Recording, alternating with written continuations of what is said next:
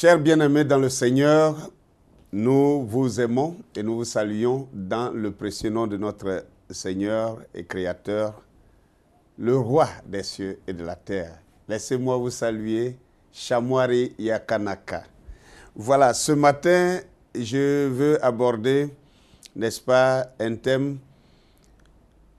qui parlera un peu de là où résidera l'épouse de Christ après qu'elle sera enlevée. Donc, mon thème ce matin, c'est cela, où résidera l'épouse de Christ après son enlèvement. Alors, pour cela, je voudrais lire deux textes qui sont plus ou moins un peu longs, donc je voudrais commencer rapidement pour gagner en temps. Voilà, nous prenons 2 Pierre chapitre 3, le verset 1 à 9. 2 Pierre chapitre 3, le verset 1 à 9 nous dit ceci. « Voici déjà, bien-aimés, la seconde lettre que je vous écris. Dans l'une et dans l'autre, je cherche à éveiller par les avertissements votre saine intelligence afin que vous vous souveniez des choses annoncées d'avance par les saints prophètes et du commandement du Seigneur et Sauveur enseigné par vos apôtres, sachant avant tout que dans les derniers jours, il viendra des moqueurs avec leur raillerie, marchant selon leur propre convoitise et disant « Où est la promesse de son avènement ?» Car depuis que les pères sont morts, tout demeure comme dès le commencement de la création. Ils veulent ignorer, en effet, que des cieux existèrent autrefois par la parole de Dieu, de même qu'une terre tirée de l'eau est formée au moyen de l'eau, et que par ces choses le monde d'alors périt, submergé par l'eau, tandis que, par la même parole, les cieux et la terre d'à présent sont gardés et réservés pour le feu, pour le jour du jugement et de la ruine des hommes impies. Mais il est une chose, bien-aimés, que vous ne devez pas ignorer, c'est que devant le Seigneur, un jour est comme 1000 ans, et 1000 ans sont comme un jour. Le Seigneur ne tarde pas dans l'accomplissement de la promesse, comme quelques-uns le croient, mais il use de patience envers vous, ne voulant pas qu'aucun périsse, mais voulant que tous arrivent à la repentance. Alors, voici un peu ce texte ici, n'est-ce pas, de l'apôtre Pierre qui nous parlait un peu de comment Dieu a créé le monde, les cieux et la terre, et comment il a traité cette terre d'avant. Et il y a maintenant la terre sur laquelle nous vivons aujourd'hui, pour ne pas dire, parlons en termes de monde. Parlons en termes de monde, pas de terre, parce que nous voulons parler du monde. Alors, le monde d'alors, tiré et formé au moyen de l'eau, il dit que ce monde d'alors périt à cause des moqueurs, à cause de ceux qui disaient « Où est la venue? Où est la promesse de sa venue ?» Aujourd'hui, des gens encore se moquent et disent « Voilà, les chrétiens parlent, oh, ils disent leur Jésus reviendra, leur Seigneur va revenir. Où est la promesse de sa venue ?» Ils veulent ignorer, l'apôtre Paul disait, Pierre maintenant disait, ils veulent ignorer que des cieux et la terre existaient autrefois. Dieu avait formé la terre et le ciel au moyen de l'eau. Et que par les mêmes moqueries, le ciel et la terre d'alors périt submergés par l'eau. Et qu'aujourd'hui, le ciel et la terre d'aujourd'hui, le monde d'aujourd'hui, est gardé et réservé pour la destruction par le feu. Voilà ce qu'il dit. Donc, d'abord par l'eau, détruit, le monde détruit par l'eau, et le monde actuel gardé et réservé pour la destruction par le feu à venir. Alors, permettez-moi de lire le deuxième texte et les deux me donneront le contexte et la plateforme. 2 Pierre chapitre 2, le verset 1 à 8. Il y a eu parmi le peuple de faux prophètes, et il y aura de même parmi vous de faux docteurs qui introduiront des sectes pernicieuses et qui, régnant le maître qui les a rachetés, attireront sur eux une ruine soudaine. Plusieurs les suivront dans leur dissolution et la voie de la vérité sera calomniée à cause d'eux.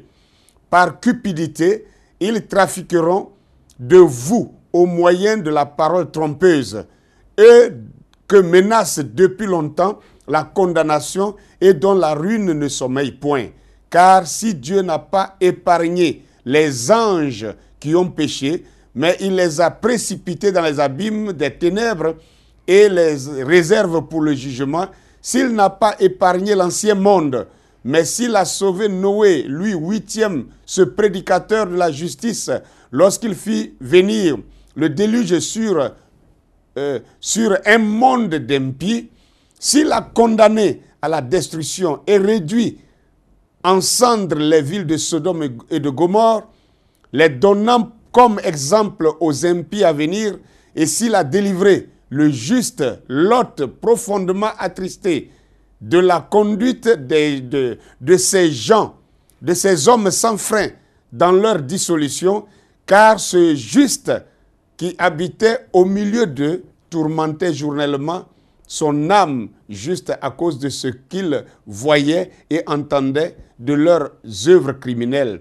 Le Seigneur sait délivrer de l'épreuve les hommes pieux et réserver les injustes pour les punir au jour du jugement. Alors, voici les deux textes. Dans le premier texte, l'apôtre Pierre nous parlait, n'est-ce pas, encore des moqueurs.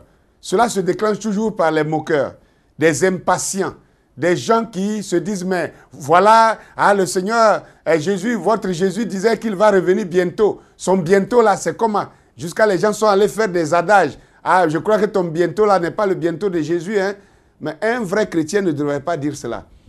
L'apôtre Paul a souligné qu'ils ignorent qu'un jour devant Dieu égale à 1000 ans. Et 1000 ans devant Dieu sont comme un seul jour.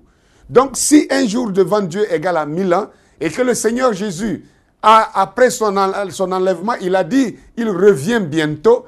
S'il revient dans 2 jours, vous ne voyez pas que ça fait 2000 ans? 2000 ans. 2000 ans égale 2 jours seulement devant Dieu. Donc, les moqueurs n'ont pas de place. Et maintenant, l'apôtre Pierre disait que à cause de ces moqueurs, Dieu a jugé l'ancien monde. Donc, il y a eu un monde avant. Le monde antédiluvien, ce monde adamique, ce monde que Adam a géré jusqu'à sa mort, ce monde-là a été détruit par Dieu à cause de ses moqueurs. Ce monde a été détruit par Dieu. Regardez, et je voudrais ouvrir une brèche et parler à mes frères, ceux qui se veulent panafricanistes.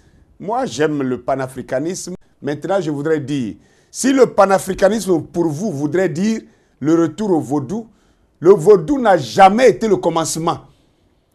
Ça n'a jamais été la religion des Kamites, jamais. Le vaudou est une perversité, c'est une perversion.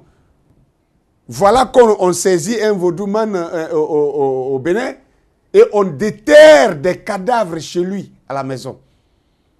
Voilà qu'on saisit quelqu'un au Ghana ici qui avait plus de 500 corps, 500 corps dans sa maison à cause du vaudou. Alors, si c'est ça la pratique du panafricanisme, je vous dis que vous vous trompez. En Égypte, il n'y avait pas ça. L'Égypte antique dont nous parlons, il n'y avait pas ça. C'était la parole de Dieu. L'évangile que nous prêchons aujourd'hui est un évangile prêché depuis Adam. Prêché depuis Adam. Seulement, les gens comme vous ont perverti la parole de Dieu. Et du monothéisme, c'est passé après au polythéisme à cause de la perversion, à cause de l'interprétation fausse de la parole de Dieu. Alors, recadrons la chose. Ici, Dieu a détruit l'ancien monde. Et il a refait ce monde-ci dans lequel nous sommes et il le réserve maintenant pour le jugement, pour le feu, pour la destruction par le feu. Maintenant, 1000 ans égale à un jour devant Dieu. Et comme l'a dit l'apôtre Paul ici, l'apôtre Pierre ici. Et il dit maintenant dans le deuxième texte que si Dieu n'a pas épargné les anges qui ont péché. Dieu les a jugés.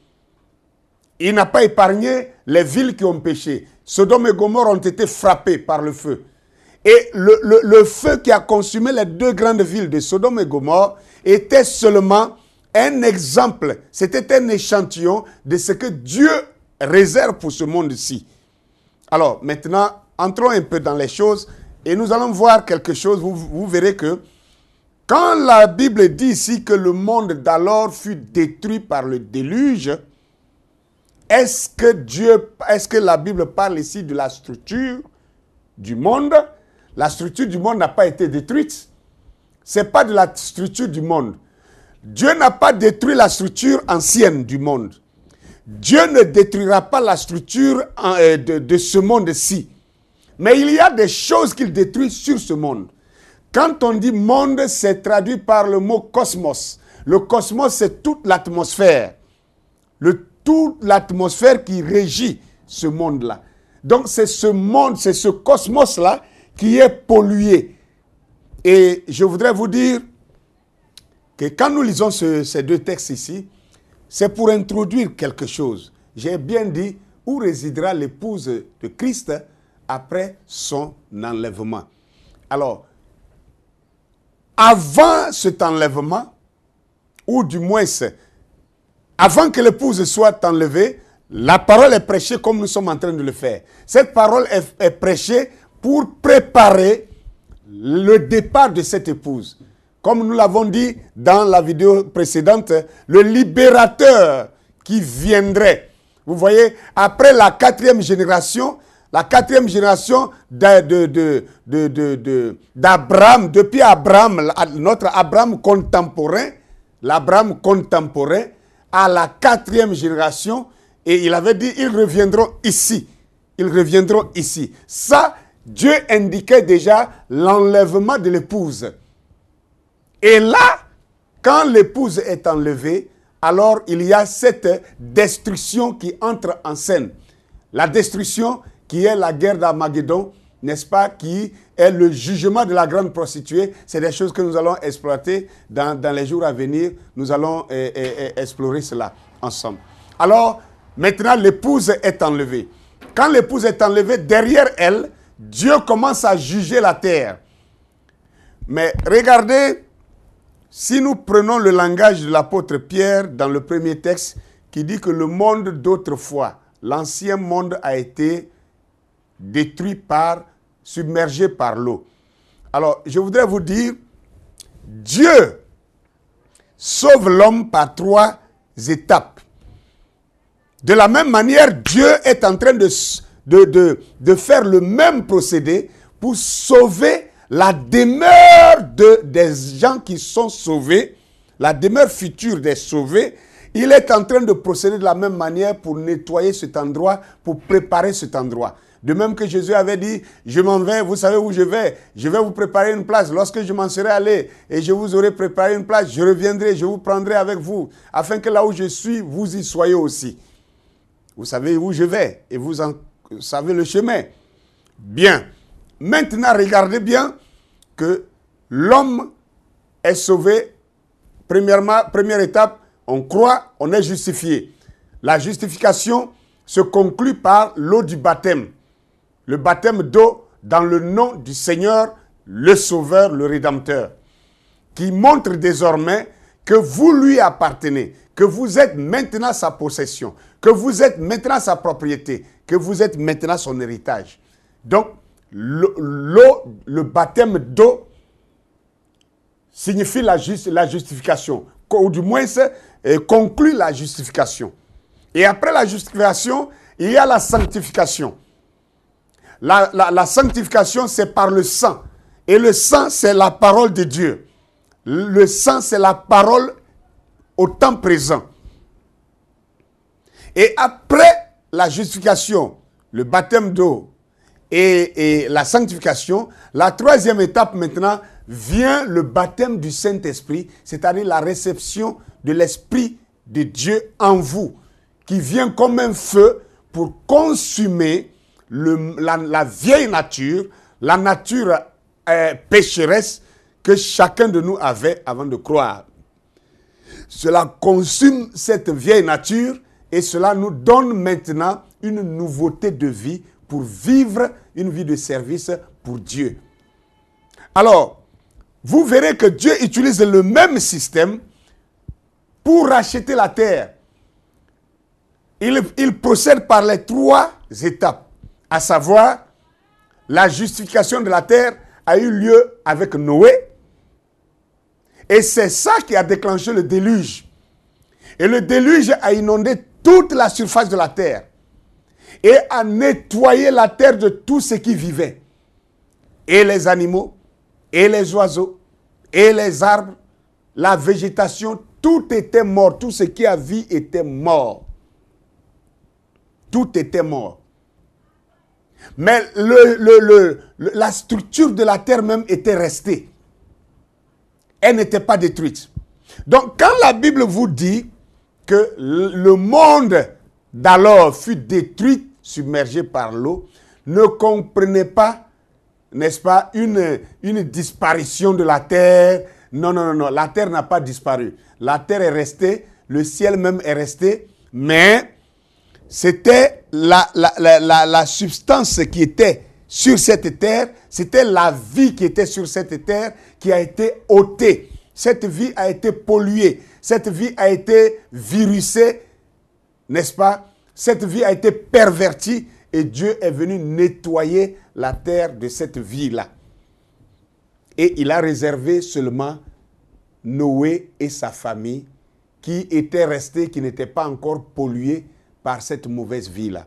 Alors, vous voyez que quand la Bible dit que la terre passera, le ciel et la terre passeront avec fracas, ça ne veut pas dire que ça va se désagréger, ça va disparaître. Non, ça ne disparaît pas.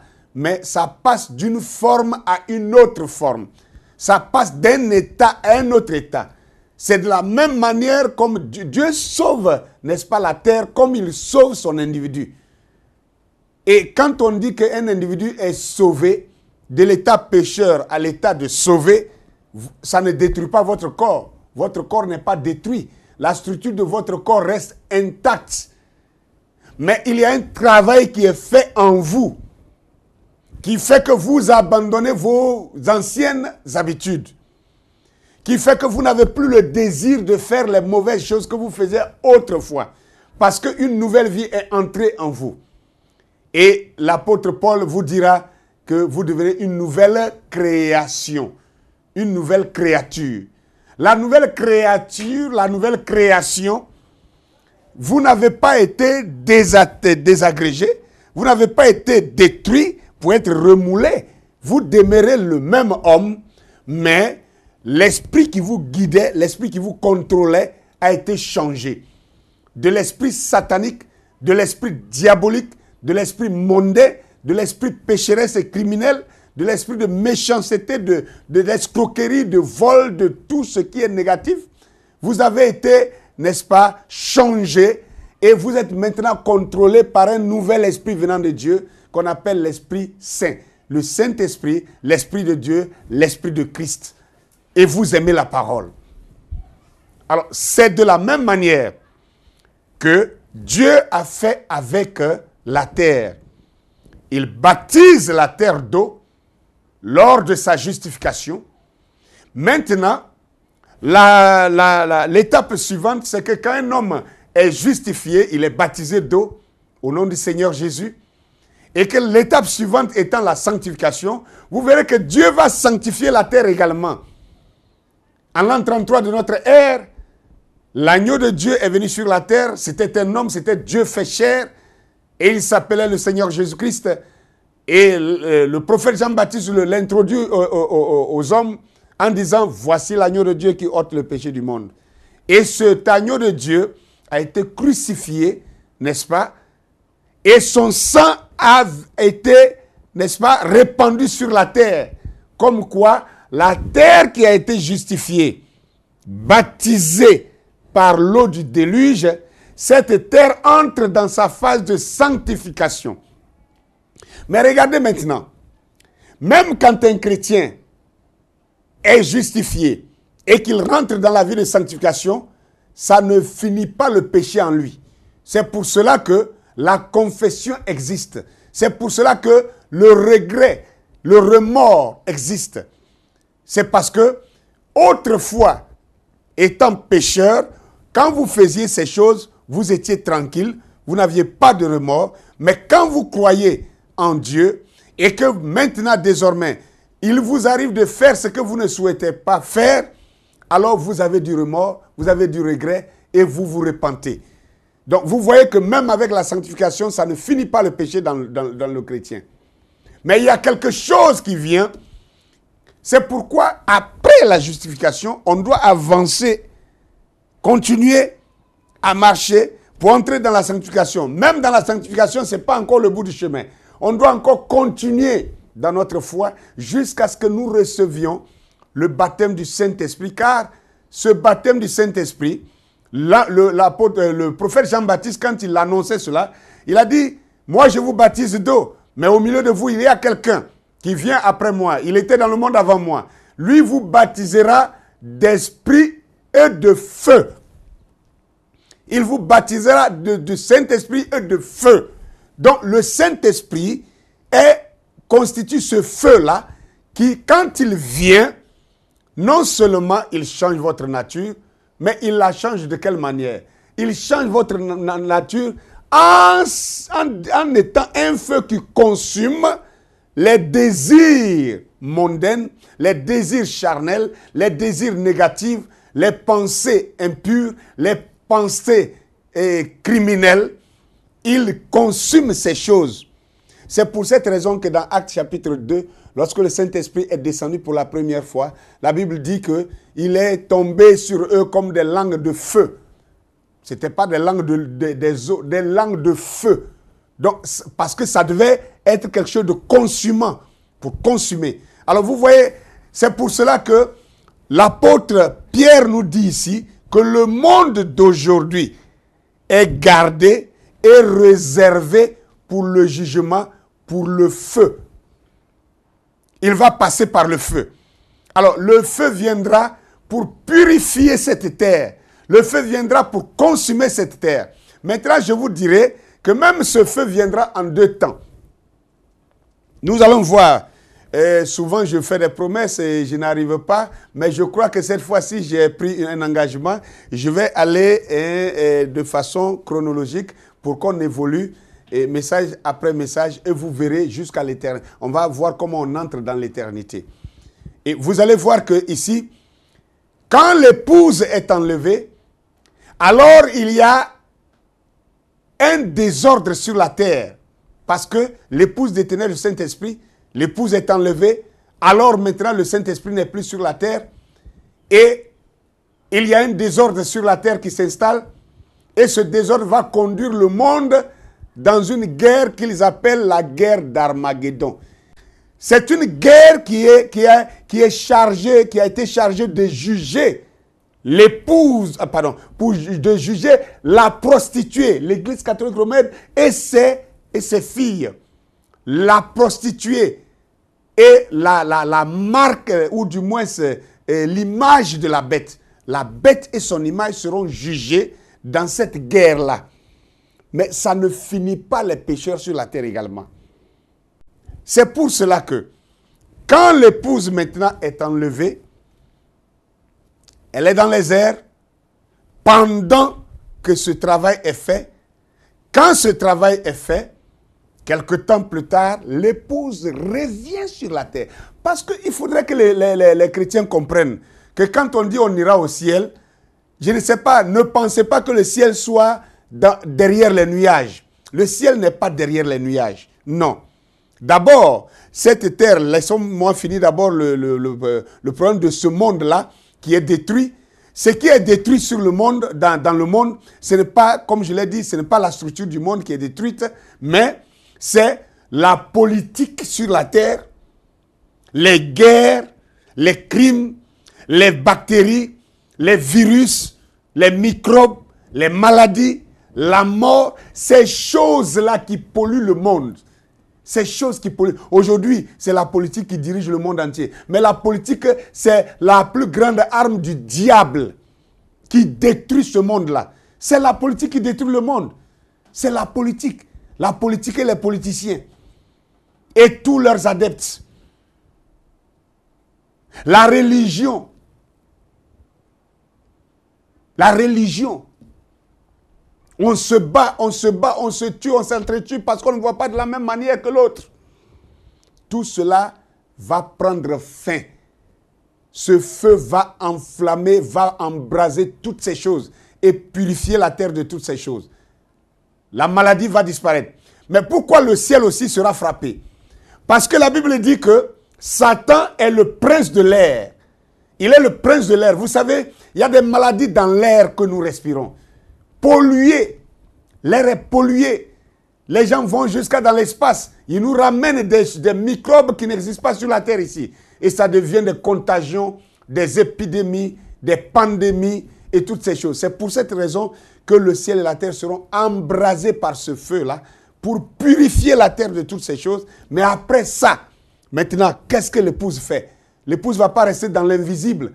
L'épouse est rendue invisible pendant ce temps qu'on appelle l'enlèvement, juste pour donner le temps à Dieu de nettoyer la terre, de renouveler ce monde-là.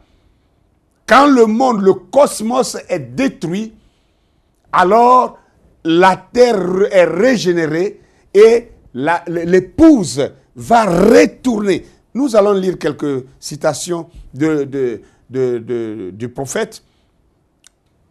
Nous avons reçu un prophète, comme je vous l'ai dit dans l'autre vidéo, le libérateur en question. Voilà ce qu'il dit ici. Dans la demeure future de l'épouse céleste et de l'épouse terrestre, il dit ici, à la citation 175, il dit « Les cieux et la terre passeront maintenant. » Ce mot veut dire passer d'une forme à une autre. Ça ne veut pas dire anéantissement, comme le signifierait le mot anglais « pass away ». Ça ne veut pas dire « pass away », non. Ça veut dire passer d'une forme à une autre forme. C'est-à-dire être... Non, ça ne veut pas dire être anéanti. Mais le mot hébreu, ou plutôt le mot grec, ici, ne veut pas dire « pass away ». Il veut dire passer d'une chose à une autre. Regardez.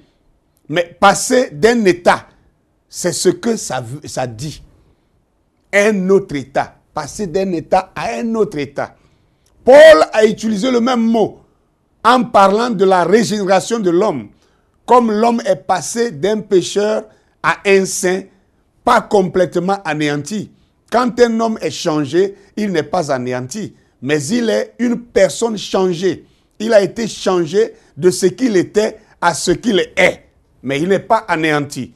Il continue à la citation 177 et dit « Vous serez assis ». Vous voyez que Jésus a utilisé le même mot dans Matthieu chapitre 19, le verset 28. Matthieu 19, verset 28, il leur a dit, vous serez assis avec moi dans le royaume de mon Père, régénéré. Voyez-vous, changé. Quand vous serez changé. Donc ici, il parle du changement du monde. Ce n'est pas l'anéantissement du monde, non. L'ancien monde n'a pas été anéanti, l'ancien monde a été changé. C'est pourquoi ce monde-ci sera également changé. Et il dit, Jésus a utilisé le même mot à la résurrection de Lazare, lorsqu'il a dit, déliez-le et laissez-le aller. Ça voulait dire, changez-le. Il était attaché. Il dit maintenant, laissez-le aller. Ça veut dire quoi? Il dit, la terre sera déliée de l'emprise de Satan. Elle sera déliée. Elle sera déliée de la politique. Elle sera déliée des systèmes religieux, des dénominations, afin d'être utilisée pour le royaume de Dieu, pour qu'il soit établi ici sur terre. Mais tant que c'est entre les mains de Satan, la politique continuera. Satan est celui qui gouverne la terre. Il la possède. Elle lui appartenait, mais maintenant Christ l'a rachetée. Donc, Satan contrôlait la terre. Mais Dieu a commencé le processus du rachat de la terre depuis le temps de Noé, quand il a justifié la terre par le baptême d'eau à travers le déluge. Et il a continué, il a sanctifié la terre par la crucifixion du Fils de Dieu, Jésus, à Golgotha. Et maintenant, il réserve cette terre-là pour le baptême, pour son baptême de feu, le baptême du Saint-Esprit et de feu. La terre sera baptisée du Saint-Esprit et de feu. Et ça, ce sera la destruction, n'est-ce pas, de tout ce qui est germe négatif, germe de maladie, de politique, de je ne sais pas quoi, de crimes. Toutes ces choses vont être consumées. Et même dans les airs. Alors, quelque chose va se passer. En ce moment, nous voyons la justification, la sanctification, le baptême du Saint-Esprit. Et Noé aussi, l'eau du déluge, n'est-ce pas? Jésus a versé son sang à la croix. Et toutes ces choses pour purifier la terre. Et le feu va tomber après maintenant pour purifier, pour détruire tout ce qui est nuisible. Et alors maintenant, nous entrons dans une nouvelle phase. Voyez-vous? Maintenant,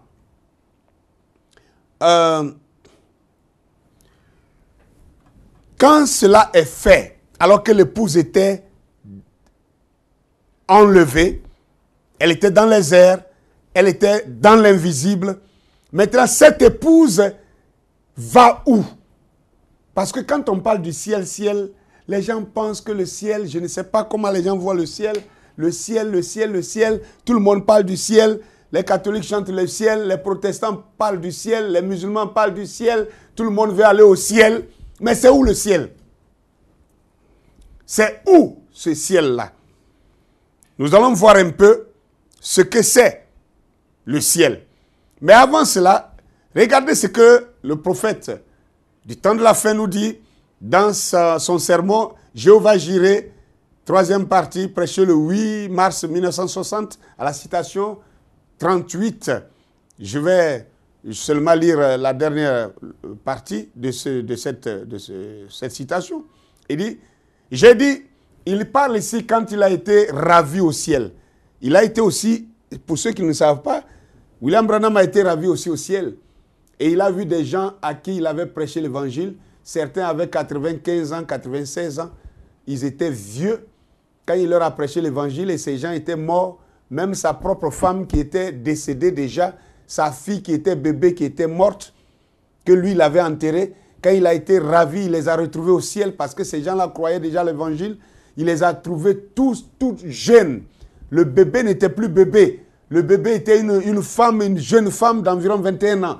Et sa femme était rajeunie.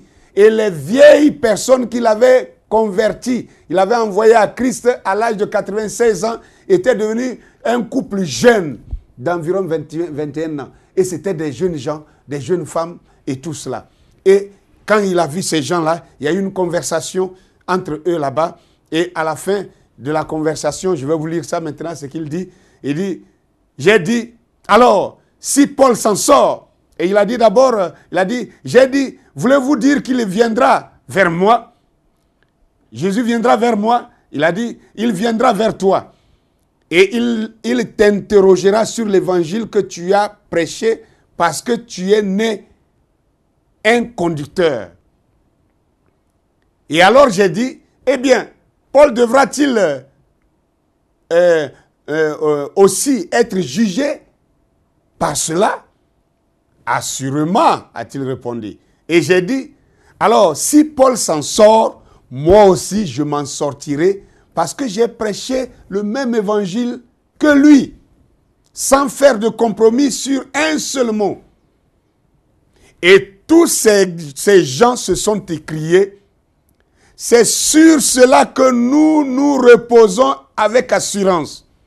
Et ils ont dit, ensuite, nous retournerons sur la terre et nous recevrons un corps glorifié et nous vivrons ensemble pour toujours dans cet état. Alors, ça, pourquoi je le lis? Je lis ça pour que nous comprenions un peu que, ici, après que l'épouse disparaît par ce qu'on appelle l'enlèvement ou le ravissement de l'épouse, Dieu prend le soin de détruire tout ce qui est péché sur la terre. Et alors commence une période qu'on appelle le millénium, le règne de 1000 ans de Christ et de son épouse. Ce règne-là de 1000 ans de Christ et de son épouse, ça se passera où? C'est ça ma question. C'est ça mon thème. Où est la demeure? C'est-à-dire, après que l'épouse est enlevée, restera-t-elle dans l'invisible comme ça pour régner avec Christ dans l'invisible? Non. Ils ont dit ici, nous reviendrons, nous retournerons sur la terre et nous vivrons dans un corps glorifié dans cet état-là pour toujours. Ici, sur la terre. Alors maintenant, la terre, sur la terre, qu'est-ce que ça veut dire alors? Ça veut dire quoi? Revenir vivre sur la terre? Mais qu'en est-il du ciel qu'on nous a promis? Alors, la question en ce moment, c'est de savoir c'est quoi le ciel? Quand on parle du ciel, qu'est-ce que c'est que le ciel alors? Alléluia. Nous allons voir un peu c'est quoi le ciel.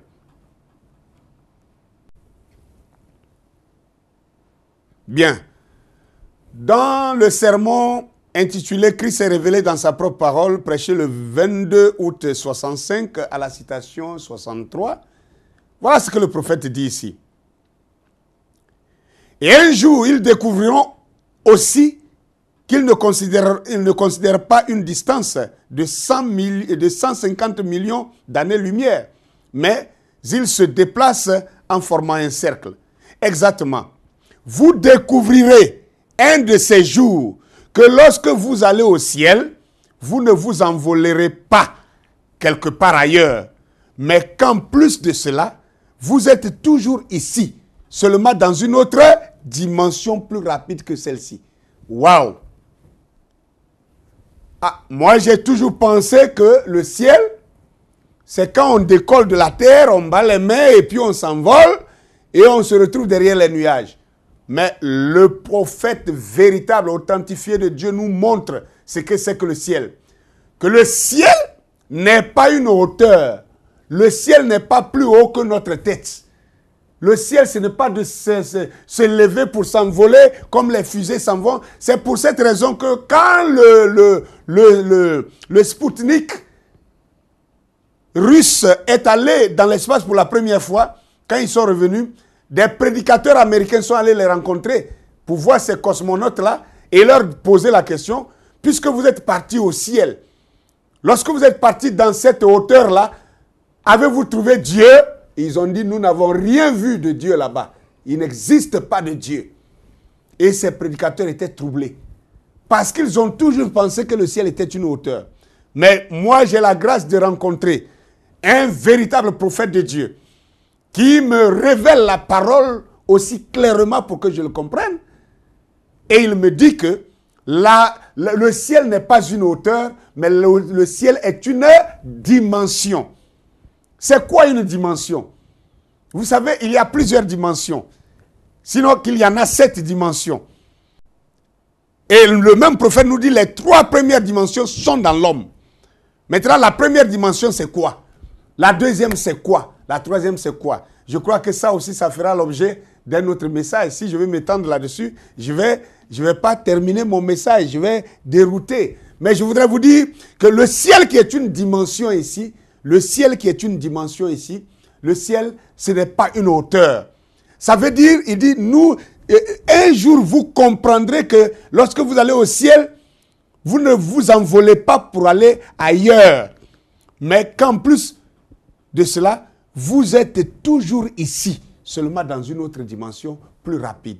Vous restez toujours ici, mais dans une autre dimension. Vous savez, là où nous sommes assis ici, il y a un monde, parce que la Bible dit Dieu a créé un monde visible et un monde invisible.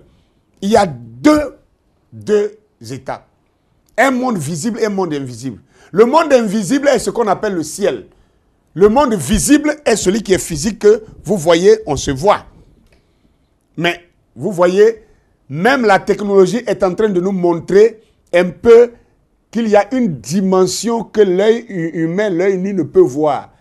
C'est ça, les images télévisuelles. Actuellement, la caméra est en train de me filmer et ceux qui me suivent, si c'est en direct tout de suite là, je suis ici en train de parler à partir d'Abidjan, mais vous êtes jusqu'en Turquie, vous êtes en Irlande, vous êtes aux États-Unis, vous êtes, je ne sais pas, en Grande-Bretagne, vous êtes au Congo, et vous me suivez, vous m'entendez. Ça, c'est une dimension. C'est une dimension. Alors donc, le ciel est une dimension. Le ciel n'est pas une hauteur. Maintenant, une autre chose, nous devons comprendre aussi, dans question-réponse, n'est-ce pas, dans son sermon question-réponse du 27 mai 1962, au soir, à la citation 47 à 49, il dit quelque chose de très important que je voudrais quand même lire. Il dit ici, une question lui a été posée. Est-ce que les pécheurs là, les pécheurs au jugement du grand trône blanc, les pécheurs qui seront jugés, dans quel corps seront-ils? Et il répond une chose, et je voulais prendre ça parce que ça a un lien avec ce que nous sommes en train de dire. Il dit, ce pécheur s'élèvera à la résurrection pour être jugé dans un corps dans lequel il a péché. Voyez-vous, il devra affronter le jugement à la résurrection. La résurrection n'est pas un remplacement. C'est le fait de ramener ce qui était tombé. Quand Christ est ressuscité d'entre les morts, c'était le même corps qui était tombé.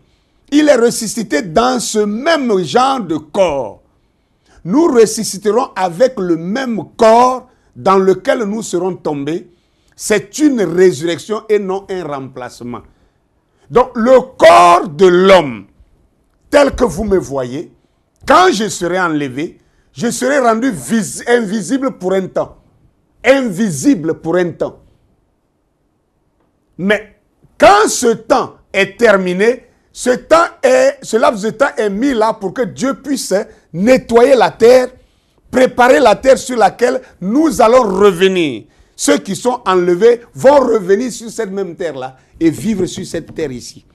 Pourquoi? Parce que Dieu dit, Dieu a donné la terre à Abraham.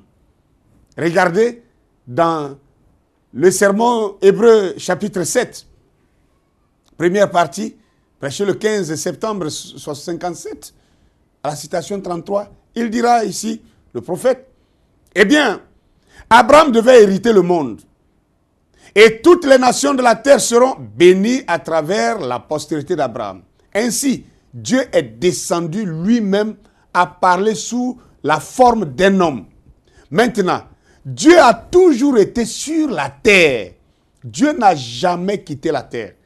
Si jamais il devait quitter la terre, je ne sais pas ce qu'elle deviendrait. Mais Dieu a toujours été ici, sous une certaine forme. Alléluia. Bien, pourquoi nous disons ces choses? C'est pour recadrer le chrétien dans sa foi, dans sa prière, pour qu'il sache réellement à qui il s'adresse et de quel ciel il parle. Nous ne parlons pas d'un ciel qui soit au-delà de nos têtes.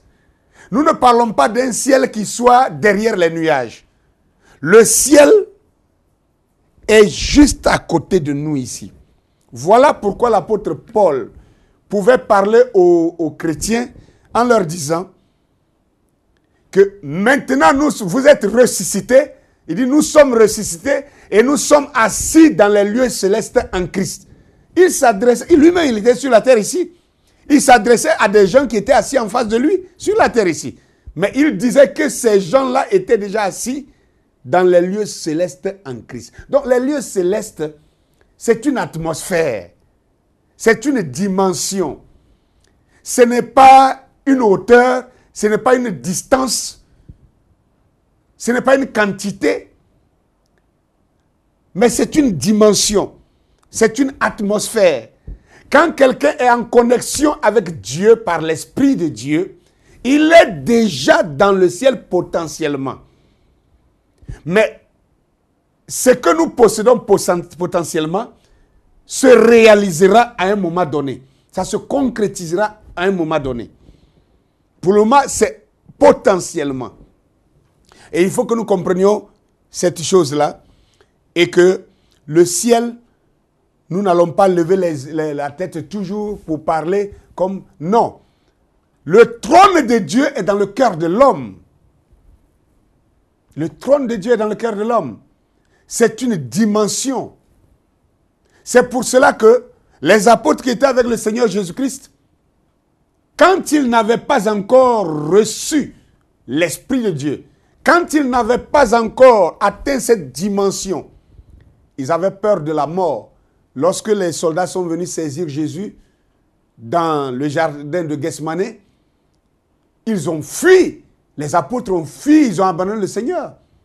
Mais ce sont ces mêmes apôtres-là qui, après la Pentecôte, lorsqu'ils ont reçu le Saint-Esprit, et qu'ils sont entrés en contact avec cette dimension céleste maintenant, ils disaient, devons-nous craindre des hommes plutôt que Dieu? Ils étaient prêts à mourir. Ils n'avaient plus peur de la mort parce que quand vous entrez dans cette dimension, quand vous atteignez cette dimension céleste, alors la mort n'est plus rien. Et l'apôtre Paul pouvait dire, la mort met un gain. La mort était devenue un gain pour Paul parce qu'il avait atteint cette atmosphère, cette dimension céleste. Et si nous ne comprenons pas que le ciel est une dimension, il sera difficile de comprendre, pour nous de comprendre. Ce sera pour nous difficile de comprendre certains versets bibliques qui nous parlent, je crois bien, dans certains passages de la Bible, Dieu parlait un peu